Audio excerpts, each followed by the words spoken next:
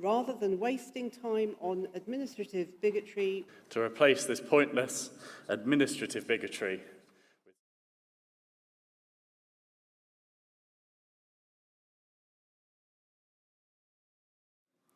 Before I call the mover, I have received 3 procedural motions to move to next business. This proposal seeks to trash the party's commitment to equality, diversity and inclusion in our structures. It discriminates against non-binary and trans people. It is a form of erasure. Were Conference Committee to have discretion over constitutional amendments, it would not even be on the agenda.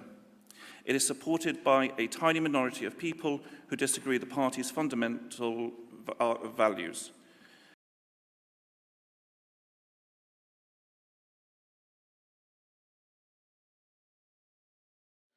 Federal Conference Committee does not have any right to object to any amendment to the party's constitution on any grounds. However, I think there are some areas in which they need to think about limiting that. This is a proposal that fundamentally is going to diminish this party's constitutional commitment from our preamble to fundamental values of equality, inclusion and diversity. I object to that. I think the party needs to think very hard about what it allows to be debated at conferences. Okay, so this is the second attempt to suppress this particular debate. F15 is about a fair deal. It's about a fair deal for the women in this party. Trans and non-binary people are already included in a quota for 2.6C. We are not taking that away.